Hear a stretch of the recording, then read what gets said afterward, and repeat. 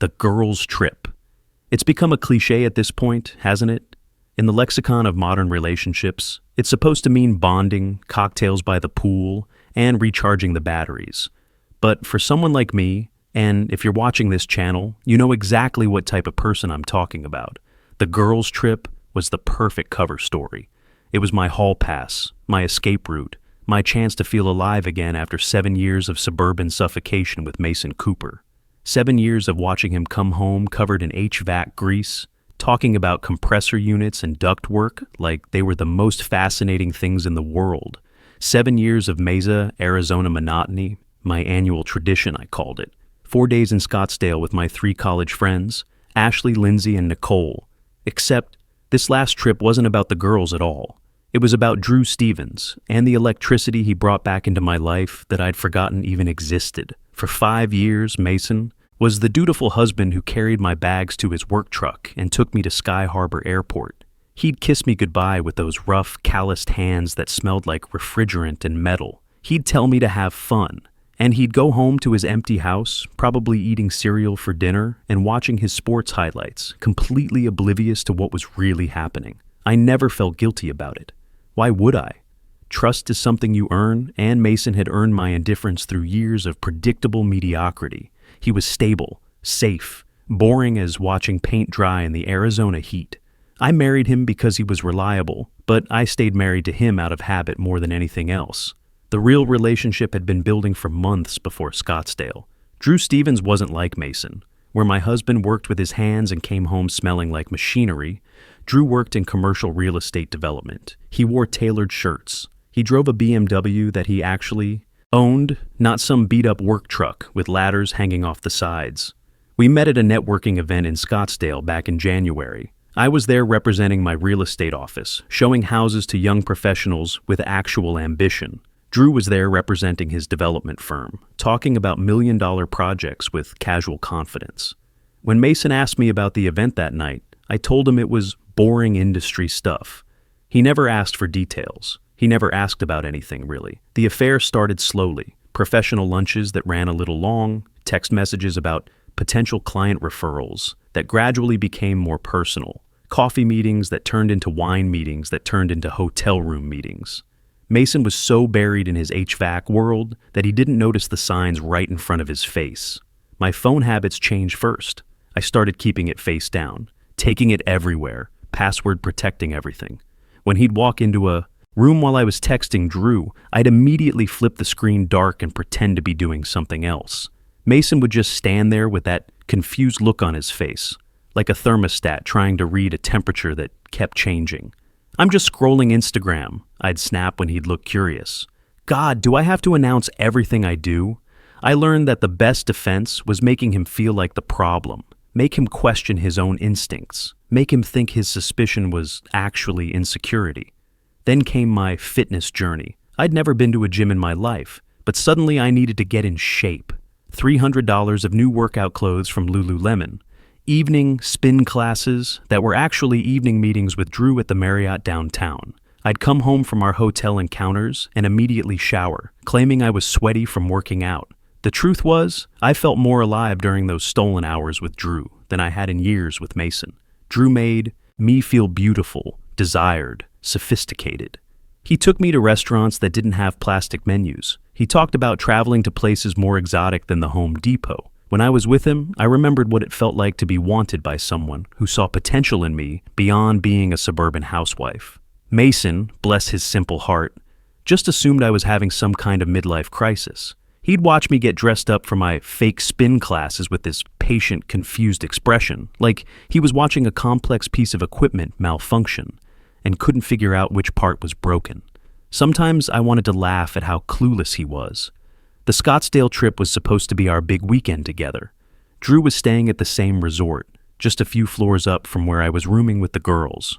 The plan was perfect. I'd participate in enough group activities to maintain the cover story, then slip away to meet Drew whenever possible. I was buzzing with excitement the morning I left, more energy than I'd felt in months of going through the motions with Mason. I spent an hour on my makeup just to get on the plane. Chose outfits that would catch Drew's attention rather than blend into the suburban mom uniform I'd been wearing around Mesa. As I was packing those final items, I grabbed the black velvet box from my lingerie drawer, the expensive set Mason had bought me for our anniversary 2 years ago that I'd never worn for him. It felt too special, too sensual for our passionless bedroom routine. But for Drew, I wanted to feel gorgeous. "Taking the good stuff for the girls?" Mason asked from the doorway, trying to sound playful, but with an undertone I couldn't quite read. I froze for just a second, then recovered with a laugh. "Oh, you know how Ashley gets. She always wants us to dress up for those hotel room photo shoots."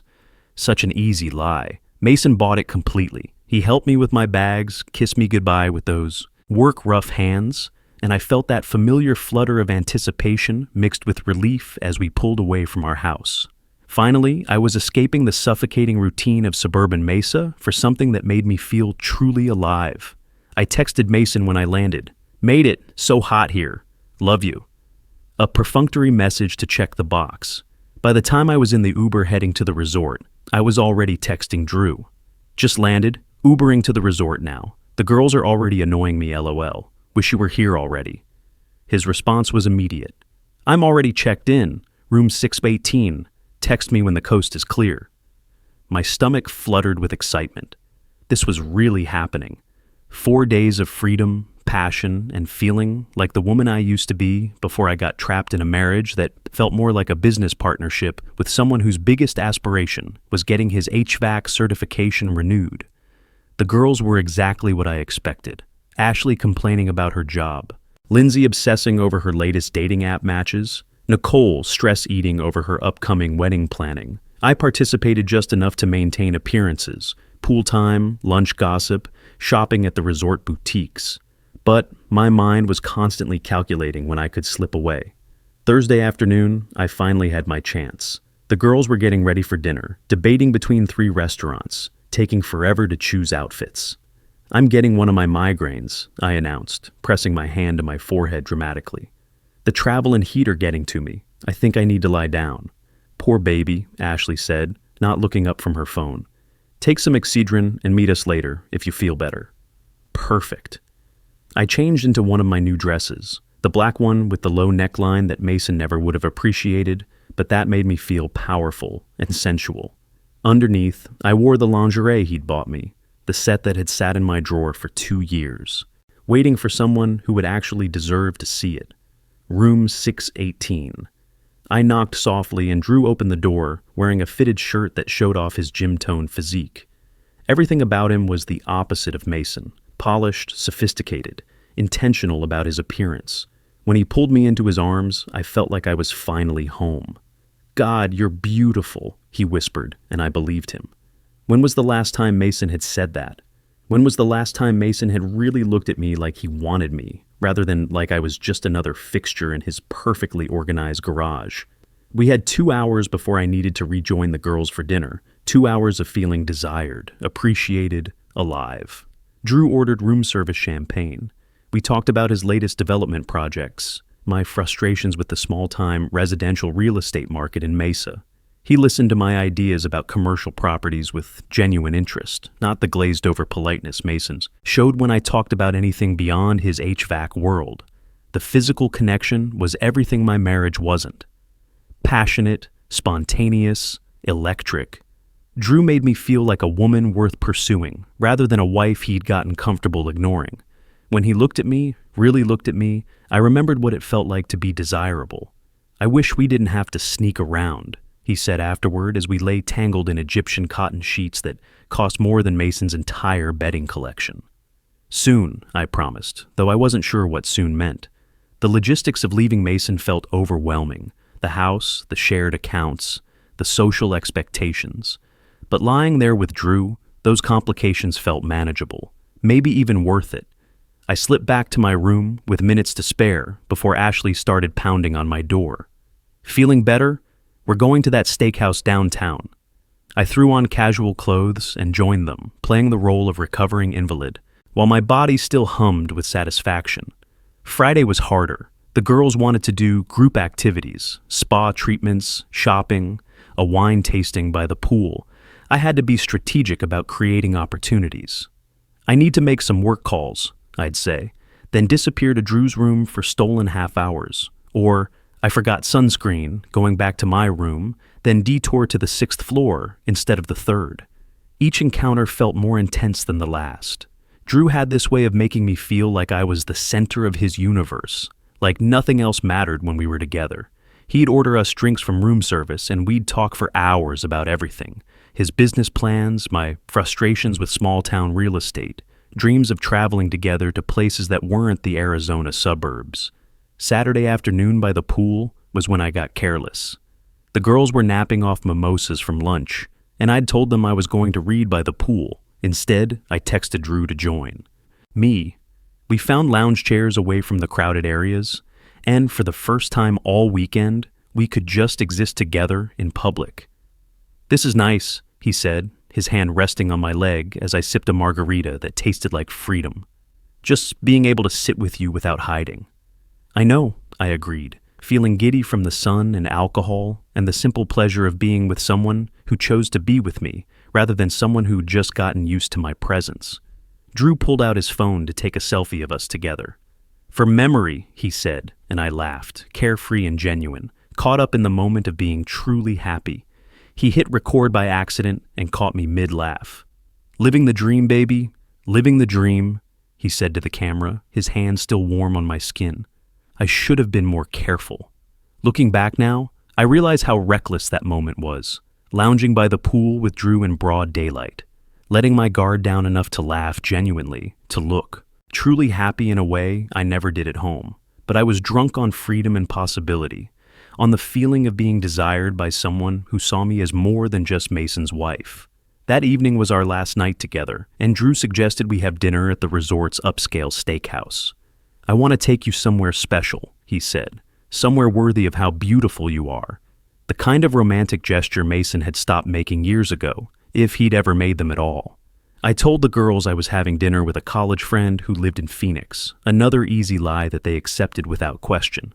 By now I was expert at creating plausible cover stories, at seeming just engaged enough with their activities to avoid suspicion, while carving out time for what really mattered. The restaurant was dimly lit, intimate, the kind of place where Drew fit perfectly, and where I felt sophisticated and desirable.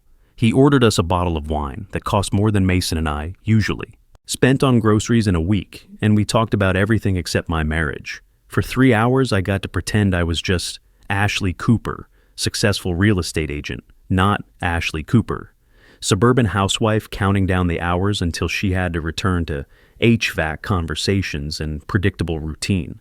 "I don't want this to end," I told him over dessert, wine making me brave enough to voice what we'd both been thinking. "It doesn't have to," Drew said, reaching across the table to take my hand.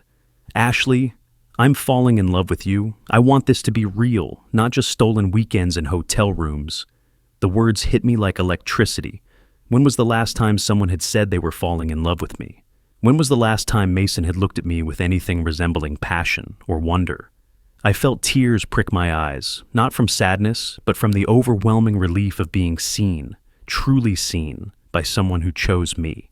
We went back to his room and made love like people do when they know their time is limited, but their feelings are unlimited. Drew held me afterward and we talked about possibilities, about what it would look like for me to leave Mesa, to start over with someone who appreciated my ambition instead of just tolerating it. Sunday morning came too quickly. The girls were packing, nursing hangovers, and complaining about returning to reality. I felt the familiar dread creeping in.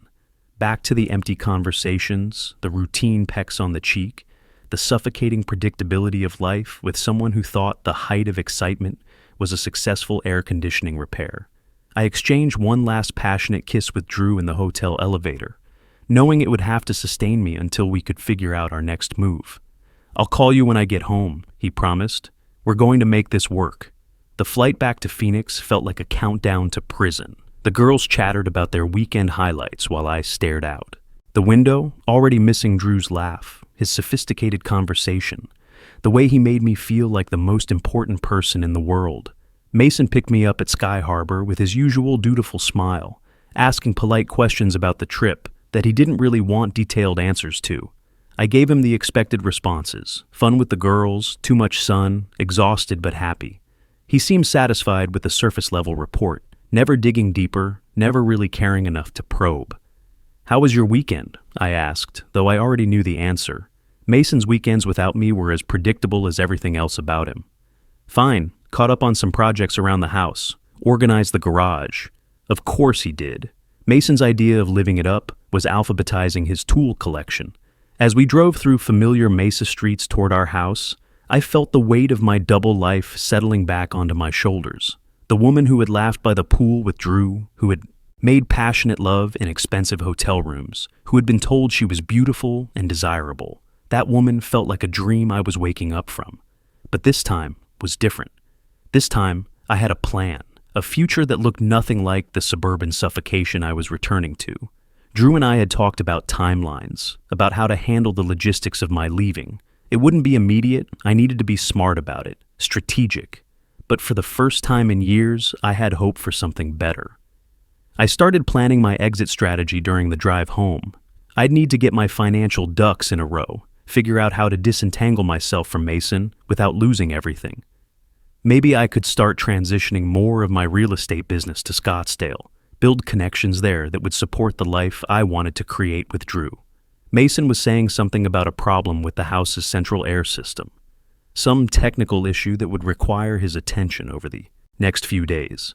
I made appropriate listening noises while mentally calculating how long it would take to establish residency in another city, how to handle the inevitable confrontation when I finally told him I was done. "You seem distracted," he said as we pulled into our driveway. "Everything okay?" "Just tired," I replied. It was a long weekend. In so many ways, he had no idea how long. Walking through the front door of our house felt like stepping back into a cage I'd temporarily escaped. Everything was exactly as I'd left it. Mason's work boots by the door, the thermostat set to his preferred temperature, the same beige walls and predictable furniture that had been boring me to death for 7 years.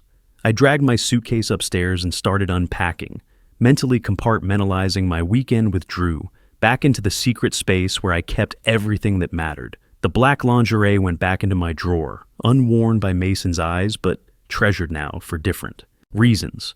The photos on Drew's phone, the memories of feeling desired and alive, all of it carefully locked away while I resumed the performance of being Mason's contented wife.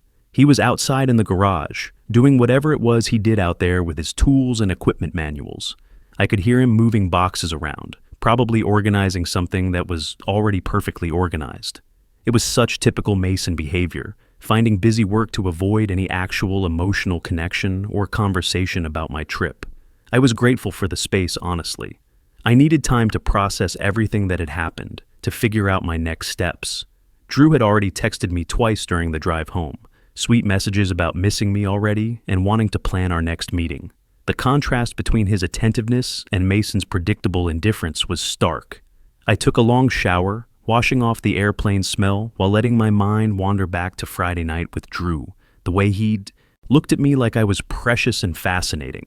When was the last time Mason had really looked at me? When was the last time he'd seemed genuinely curious about my thoughts or feelings, rather than just checking the boxes of marital obligation? When I came downstairs, Mason was still in the garage. I could see him through the window, hunched over some project, completely absorbed in his mechanical world. Part of me wondered what would happen if I just walked out there and told him everything, told him I'd fallen in love with someone who saw my potential, who wanted to build something beautiful with me instead of just maintaining the status quo. But the logistics were too complicated, and honestly, I wasn't sure Mason would even care beyond the inconvenience of having to find a new wife to manage his domestic life. Our marriage had become such a functional arrangement rather than a passionate partnership, that maybe he'd even be relieved to be free to focus entirely on his HVAC obsessions. I made myself a glass of wine and sat in the living room, scrolling through my phone and trying to figure out how to respond to Drew's latest message. He was already making plans for us to meet midweek, suggesting a hotel in Scottsdale where we could have dinner and pretend to be a normal couple for an evening. The idea filled me with anticipation and also a strange kind of sadness. Why couldn't I just have this naturally? Why did passion and appreciation have to be something I snuck around to find? Why had I settled for a marriage that required me to go outside it to feel truly alive? An hour passed before Mason finally came inside. wiping his hands on a shop rag and looking satisfied with whatever project had occupied his afternoon. "Find anything interesting in the garage?" I asked, not really caring but feeling obligated to make conversation. "Just organizing some old electronics," he said. "Found your old tablet from that Colorado trip. Remember that? Thing still works amazingly." My blood went cold. The old Android tablet I'd forgotten about completely. The one that used to sync with all my accounts before I got my new phone. The one that might still be connected to my Google account, might still be receiving my messages and photos. "Oh, that old thing," I said, trying to keep my voice casual. "I figured the battery was dead by now." "Nope, fired right up after I charged it. Still connected to the house Wi-Fi, too. Amazing how that stuff just sits there and keeps working." Mason seemed genuinely fascinated by the technical persistence of old electronics, completely oblivious to what this might mean. My mind was racing, calculating how much information might be on that device, how many compromising messages and photos from the weekend might have synced before I could get to it and wipe it clean. But I couldn't seem overly interested without raising suspicion. "Where is it now?" I asked, trying to sound merely curious. "Left it plugged in out there. Figured I'd see if it's worth keeping or if we should just recycle it." I needed to get to that tablet, needed to check what had synced and delete anything incriminating before Mason's curiosity got the better of him. But I had to be subtle about it, couldn't seem desperate or panicked. "I should probably check if there's anything on there I want to save," I said. "Old photos or whatever." "Good idea. I'll bring it in later." Mason was already moving on to other things, asking if I wanted to order pizza for dinner, completely unaware that my heart was pounding with anxiety. I spent the rest of the evening in a state of nervous energy, trying to act normal while internally screaming about the need to get to that device. Mason seemed oblivious to my tension, chatting about his weekend projects and asking surface-level questions about my trip that I answered on autopilot. When he finally went to bed, I lay awake staring at the ceiling, calculating risks and trying to remember exactly what might be on that old tablet. Text threads with Drew, photos from the weekend, maybe even videos. The thought of Mason accidentally stumbling across evidence of my affair made my stomach churn with a mixture of panic and strange anticipation. Maybe it was time for everything to come out into the open anyway. Maybe the universe was forcing my hand, making me confront the reality that I couldn't live this double life forever. Monday morning arrived with the same routine that had been suffocating me for years. Mason left early for a service call, kissing my forehead absently and reminding me he'd be working late to catch up after his weekend of garage organization. The irony wasn't lost on me. While I'd been discovering what passion felt like again, he'd been reorganizing electronics. I had the data myself, which meant I could finally get to that tablet and assess the damage. But when I went to the garage, I couldn't find it anywhere. I searched through his tool cabinets, checked the workbench, even looked through boxes he'd been moving around. Nothing. Panic started setting in. Where was the device? Had Mason taken it with him? Was he already suspicious and looking through it? My mind raced through worst-case scenarios while I tried to convince myself that his technical curiosity was probably limited to whether the battery held a charge. I spent the morning anxiously cleaning house and checking my phone for messages from Drew, trying to maintain some sense of normalcy while internally screaming about the unknown variable of that tablet. Drew had sent sweet good morning texts, already planning our midweek rendezvous, completely unaware that our secret might already be compromised. Around noon, my phone rang, Mason's number.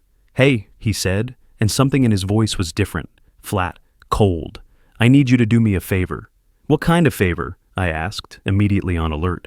"Call your parents, ask them to come over tonight. There's something we need to discuss as a family." My blood turned to ice water.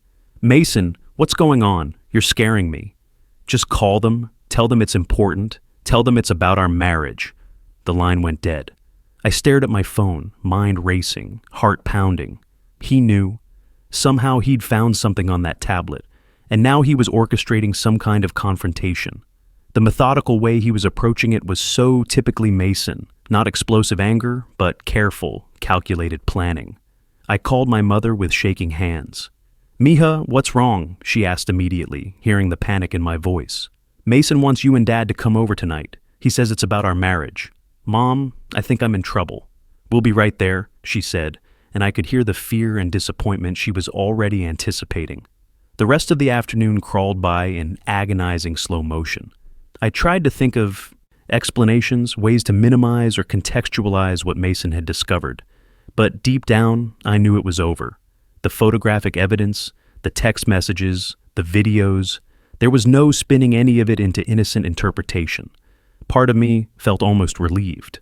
The constant deception was exhausting, and maybe it was time to stop pretending that my marriage to Mason was anything more than habit and convenience. Maybe it was time to admit that I'd outgrown suburban Mesa, that I wanted more than predictable routine and passionless partnership. When my parents arrived, their faces told me everything I needed to know. Dad looked older than I'd ever seen him, and Mom could barely meet my eyes. They knew.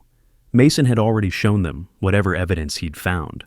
I walked into our living room to find it transformed into a tribunal. My suitcases were packed and stacked by the door like an eviction notice. Mason sat in his recliner, stone-faced, holding that damn tablet. My parents sat on the couch, looking like they were attending a funeral. "What is this?" I asked, though I already knew. Mason didn't say a word. He just turned the tablet screen toward me. There I was, laughing by the pool with Drew, looking happier than I'd looked in years, looking alive and beautiful and desired. "How dare you go through my private—" I started, but Dad cut me off. "Enough!" His voice was shaking with controlled rage. "We've seen everything, Ashley. The texts, the photos, the hotel arrangements. Don't you dare try to make this about privacy." I looked at Mom, hoping for some maternal protection, some instinct to defend me against the men in the room. But she just stared at her hands, crying silently, and I realized that her disappointment was somehow worse than their anger.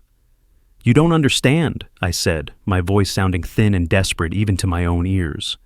"You don't know what it's been like, living like roommates, feeling invisible, feeling like I was dying inside." "So you decided to humiliate him instead of talking to him like an adult," Dad said. "You decided to sneak around like a teenager instead of being honest about what you wanted." Mason finally spoke, his voice eerily calm.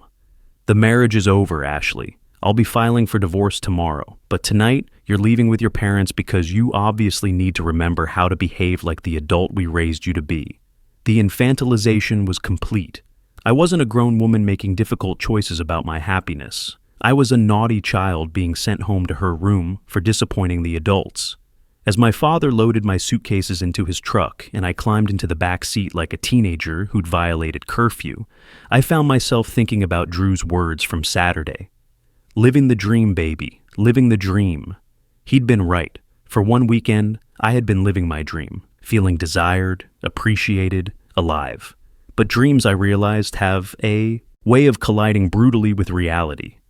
The most devastating realization wasn't that I'd been caught, but that I'd spent so much energy trying to escape a life I'd chosen that I'd forgotten how to fight for what I actually wanted. Maybe if I'd been brave enough to be honest about my unhappiness years ago, we could have found a different ending to this story. Sometimes the prison we're trying to escape from is one we built ourselves, key by comfortable key, until we forgot we ever had the power to simply walk away.